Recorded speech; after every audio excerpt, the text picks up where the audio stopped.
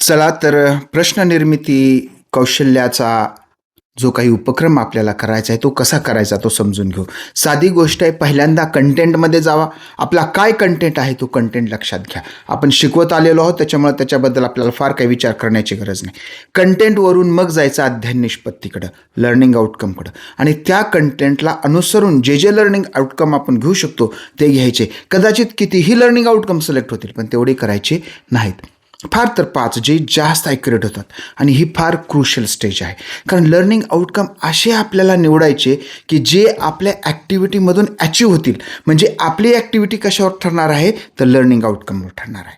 अगोदर content select करा, learning आउटकमवरकडे जावा, लगेच पुस्तक काढायचं. पुस्तकाच्या पहिल्या पानावरच तुम्हाला लर्निंग आउटकम दिले आहेत, अध्ययन निष्पत्ती दिलेले आहेत. ह्या अध्ययन निष्पत्ती निवडायच्या, फार तर 5 अध्ययन निष्पत्ती निवडायच्या. आणि ह्या 5 जास्तीत जास्त 5 3 ते 5 अध्ययन निष्पत्ती निवडायच्या. आणि ह्या अध्ययन निष्पत्ती निवडल्यानंतर मग ठरवायचं की आपल्याला काय ॲक्टिव्हिटी द्यायच्या. ॲक्टिव्हिटी शक्यतो विद्यार्थी केंद्रित असावी. विद्यार्थी केंद्रित म्हणजे काय, सर्वाधिक वेळ विद्यार्थ्यांनीच बोलावं. उदाहरणार्थ समज गटामध्ये काम द्या, एक गट पाडा, विद्यार्थ्यांचे गट पाडा, गटामध्ये काम द्या. किंवा मग तुम्ही गटाच्या ऐवजी पेअरमध्ये पण काम देऊ शकता. किंवा मग पूर्ण शाळेला, पूर्ण वर्गाला पण एकत्रित काम देऊ शकता. अशा पद्धतीनं गटाच्या माध्यमातून आपल्याला विद्यार्थ्यांना काम द्यायचं आहे. आता ह्याच्यानंतर काय करायचं आहे की हे जे आपण ॲक्टिव्हिटी देणार आहोत त्याचा एक व्हिडिओ करायचा आहे. आणि ह्या व्हिडिओ केल्यानंतर मग आपल्याला काय करायचे, प्रश्न तयार करायचे. आता व्हिडिओ कसा करायचा ते समजून घेऊया. पहिल्यांदा टेक्निकल बाबी, तांत्रिक बाबी. सगळ्यात अगोदर आपल्याकडं सगळ्यांकडं कोणाकडे कॅमेरा नाही, मोबाईलमध्ये करायचा. मोबाईल ओपन करायचा आणि मोबाईल ओपन केल्यानंतर सगळ्यात अगोदर काय करायचं, मोबाईल ओपन करायचा, स्क्रीन ओपन करायची.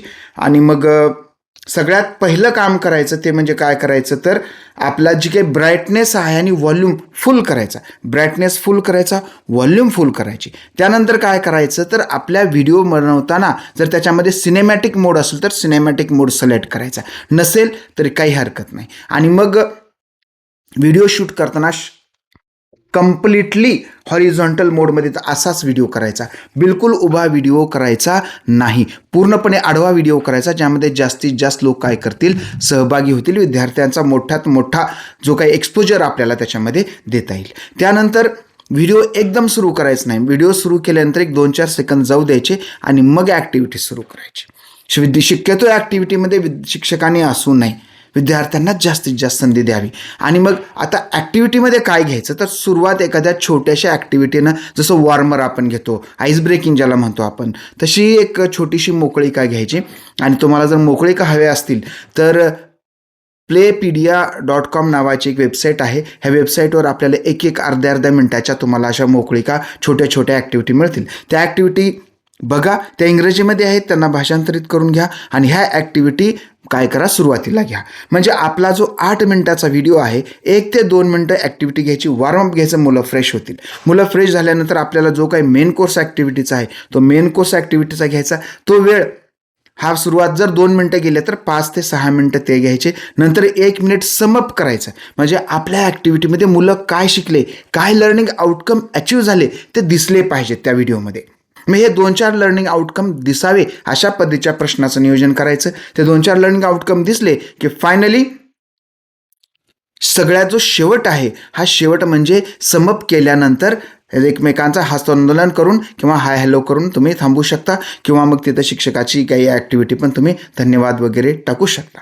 सुरुवातीला इंट्रोडक्शन पण टाकू शकता, हा वर्ग अमुक आहे, अध्ययन निष्पत्ती अमुक आहेत, किंवा नंतर पण आपल्याला त्याच्यामध्ये एडिट करून ॲड करता येईल. अशा पद्धतीने व्हिडिओ कंप्लीट करायचा. व्हिडिओ कंप्लीट केल्यानंतर त्याची जी काय प्रोसेसिंग आहे ते प्रोसेसिंग करायची. आणि मग हा व्हिडिओ झाल्यानंतर आपल्याला काढायचे प्रश्न करताना पहिल्यांदा वरच्या बाजूला लिहायचं आपल्या अध्ययन निष्पत्तीचं नाव.